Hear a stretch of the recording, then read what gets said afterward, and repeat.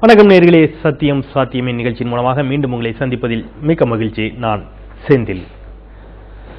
தொடர்ந்து அண்ணா ஹசாரே குழுவைச் சேர்ந்தவர்கள் மத்திய அமைச்சரவையில் இடம்பெற்றிருக்கக்கூடிய பிரதமர் உட்பட கிட்டத்தட்ட பெரும்பாலான அமைச்சர்களின் மீது ஊழல் குற்றச்சாட்டுகளை அடுக்கிக் கொண்டிருக்கின்றார்கள். அண்ணா ஹசாரேவின் இந்த குற்றச்சாட்டுக்கள் அரசியல் ஆதாயத்திற்காக என்று மிக கடுமையான விமர்சனங்கள் ஒருபுறம் வந்து கொண்டிருக்கின்றது.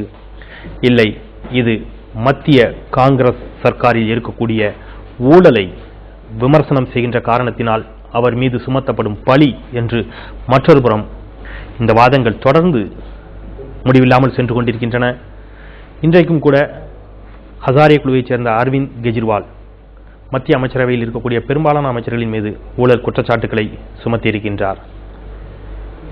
என்று லோக்பால் மசோதா நிறைவேறும் என்ற கேள்வி ஒருபுறம் நீடித்துக் கொண்டிருக்க, இதுபோன்ற சர்ச்சைகள் தொடர்ந்து வந்த வண்ணம் இருக்கின்றன. உண்மையில் என்னதான் நடந்து கொண்டிருக்கின்றது? அண்ணா ஹசாரேவை இயக்குவது பாஜகவா அல்லது ஊழலுக்கு எதிராக போராடுகின்ற காரணத்தினால் காங்கிரசால் திட்டமிட்டு பரப்பப்படும் செய்தியா இது? இதுபோன்ற பல்வேறு விவகாரங்கள் குறித்து நாம் இன்றைக்கு விவாதிக்க இருக்கின்றோம்.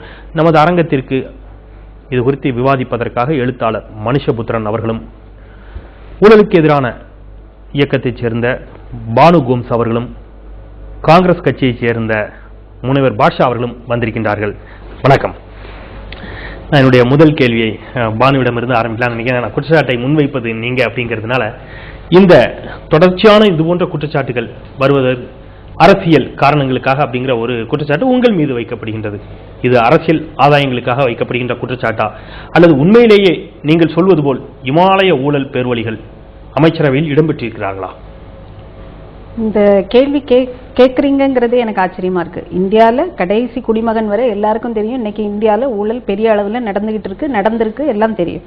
அப்போ ஊழல்ங்கிறது ஒரு பெரிய விஷமா மரமா மாறி இருக்கு.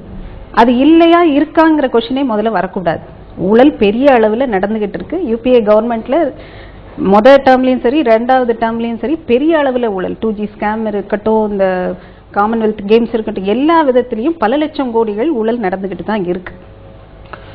மனுஷபுத்திரன், நீங்கள் சொல்லுங்கள். ஒருவேளை அண்ணாவின் மீதான விமர்சனங்கள், உங்களுடைய பல்வேறு எழுத்துக்களில் அண்ணாவின் மீதான பல்வேறு விமர்சனங்களை நீங்கள் வைத்திருக்கின்ற பொழுதும் கூட அதை தாண்டி விமர்சிக்க முடியாத அளவிற்கு காங்கிரஸ் சர்க்கார் நேர்மையாக நடந்து கொண்டிருக்கின்றது என்று எடுத்துக்கொள்ளலாமா?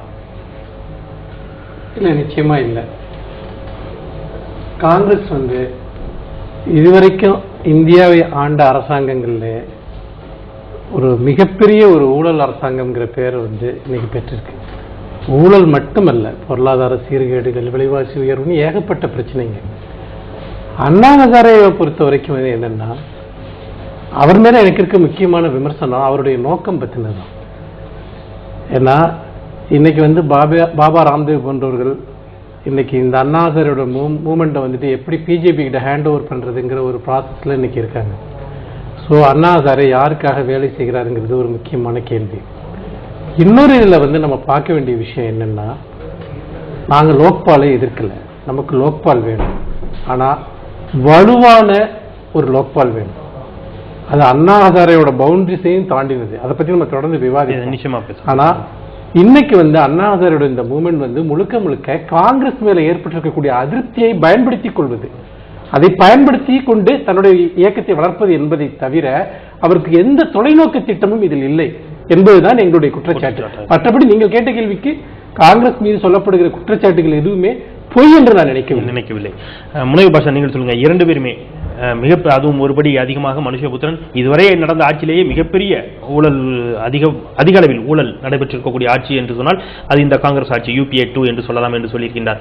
இந்த கருத்தை நிச்சயமா நீங்கள் மறுக்கத்தான் செய்வீர்கள். எந்த கோணத்தில் மறுக்க போகின்றீர்கள் அப்படிங்கிறது? ஊழல் குற்றச்சாட்டு என்று சுமத்தப்பட்ட உடனேயே அது எந்த அமைச்சராக இருந்தாலும் சரி, அந்த அமைச்சர் மீது நடவடிக்கை எடுத்து அவரை பதவியிலிருந்து நீக்கி சட்டத்தின் முன் நிறுத்தி தேவைப்பட்டால் கைது செய்து அதற்குரிய தண்டனை அனுபவிப்பதற்கு காங்கிரஸ் தலைமை நடவடிக்கை எடுத்துக் கொண்டிருக்கிறது.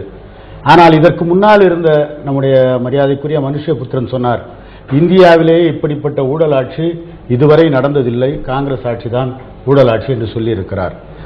நான் கேட்கிறேன், கார்கில் சவப்பெட்டியிலே கூட ஊழல் செய்த ஜார்ஜ் பெர்னாண்டஸ் மீது அந்த ஆட்சி எந்த விதமான நடவடிக்கையும் பாரதிய ஜனதா ஆட்சியிலே எடுக்கப்படவில்லை. இன்னும் சொல்ல போனால் தெஹல்கா ஊழலை ஜார்ஜ் பெர்னாண்டஸ் வீட்டிலேயே வைத்து பண பரிமாற்றம் நடத்தி காட்டினார்கள். அந்த ஜார்ஜ் பெர்னாண்டஸ் மீது அன்றைக்கும் நடவடிக்கை எடுக்கவில்லை. ஆனால் இன்றைக்கு சோனியா காந்தியினுடைய வழிகாட்டுதலோடு நடக்கின்ற டாக்டர் மன்மோகன் சிங் தலைமையிலான காங்கிரஸ் ஆட்சியில் குற்றம் சாட்டப்பட்டால் அவர்கள் மீது நடவடிக்கை எடுப்பதிலே நாங்கள் தயங்கியதில்லை, தயங்கவும் மாட்டோம். இதுவரைக்கும் அப்படி எத்தனை பேர் மேல நடவடிக்கை எடுத்திருக்கிறதா நீங்க நினைக்கிறீங்க? அசோக் சவான் எடுத்திருக்கோம் ஆகாஷ் ஊழல்ல, அதே மாதிரி ஒலிம்பிக் ஊழல்ல அவர் இவர் காமன்வெல்த் ஊழல்ல வந்து அவர் மேல நடவடிக்கை எடுத்திருக்கோம். ஆக குற்றச்சாட்டுகள் வருகின்ற பொழுது 2G ஊழல்ல ராஜா மேல, தயாநிதி மாறன் மேல நடவடிக்கை எடுத்திருக்கோம். உங்க கருத்துல ஏதோ மாறுபடுறான்னு நினைக்கிறேன். அதாவது நடவடிக்கை எடுக்கப்பட்டது எப்ப எடுக்கப்பட்டதுன்னா, நீதிமன்றங்கள் தலையிட்டு ஊடகங்கள் அதை பச்சையாக இந்த உலகத்திற்கு வெளிக்காட்டி இனிமேல் தப்பிக்கவே முடியாது என்கிற நிலையில் அவர்கள் எல்லாம் வெளியேறினார்கள் அல்லது வெளியேற்றப்பட்டார்கள். இதுதான் உண்மை. நான் இப்படி என்ன, அதாவது காங்கிரஸ் வந்து அவங்க மேல நடவடிக்கை எடுத்ததா இல்லையாங்கிறது ஊழலோட சைஸ். அவங்க வந்து கார்கில் ஊழல் இதெல்லாம் சொன்னாங்க. நான் கம்பேரிட்டிவா இதுதான் மிகப்பெரிய ஊழல் அரசாங்கம் சொன்னனே ஒழிய இதுக்கு முன்னாடி இந்த அரசாங்கம் ஊழல் பண்ணலன்னு சொல்லல. ஊழலோட சைஸ் இவ்வளவு பெருசானது.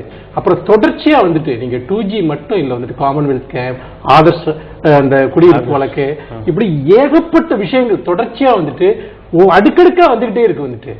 அப்போ இந்த கரப்ஷனுக்கும் காங்கிரஸ் கவர்மெண்ட்டுக்கு எந்த சம்பந்தமும் இல்லை. அவங்க மினிஸ்டர்ஸ் தான் இதெல்லாம் பண்ணிருக்காங்க வந்துட்டு. அவங்க மேல இவங்களுக்கு எந்த கண்ட்ரோல் இல்லை. இவங்களுக்கு தெரியாம தான் அது எல்லாம் நடந்துதா? அப்படி இருக்கப்போ கடைசியில ஒரு தனிப்பட்ட மினிஸ்டரோட தவறு அப்படின்னு சொல்றதை நான் ஒருபோதும் ஏற்றுக்கொள்ள மாட்டேன். காங்கிரஸ் அரசாங்கம் என்பது முழுக்க முழுக்க ஊழலில் ஊறி திளைக்கிறது. அதுல யாரெல்லாம் இன்னைக்கு மாட்டிக்கிட்டாங்களோ அவங்க எல்லாம் வெளியே அனுப்பப்பட்டிருக்காங்க. மீதி மாட்டிக்காதவங்க எல்லாம் இனி மக்கள் வெளியே அனுப்புவாங்க. இதுதான் உள்ள வித்தியாசம். பானு, ஒருவேளை இந்த போராட்டம் அவர் சொன்னது போல ஏற்கனவே பாஜக ஆட்சியிலும் நிறைய ஊழல் குற்றச்சாட்டுகள் வந்தன. அதுவும் அதில் அந்த வழக்கு அது தொடர்ந்து நடைபெற்றுக் கொண்டிருந்தது. பல்வேறு காலகட்டங்களில் நடைபெற்றுக் கொண்டிருந்த அனைத்து ஆட்சியின் மீதுமே ஊழல் குற்றச்சாட்டுகள் என்பது இருந்த ஒரு வாடிக்கையான விஷயம்தான். இவர்கள் இப்பொழுது எங்களை மட்டும் குறிவைப்பது என்பது இந்த ஓட்டுகளை பாஜகவிற்கு அறுவடை செய்வதற்காக, இது பாஜகவினுடைய சதி, அவர்கள் பின்னாடி இருந்து ஹசாராவை இயக்குகின்றார்கள் என்பது போன்ற வாதங்கள் வருகின்றதில்ல. இதற்கு உங்களுடைய பதில் என்ன? இல்ல, இதுல எனக்கு ஒரு விஷயம் புரியணும். இதுல பிஜேபியா காங்கிரஸாங்கிறது பிரச்சனை இல்ல. நாட்டோட மிகப்பெரிய பிரச்சனை ஊழல்ங்கிறது தான்.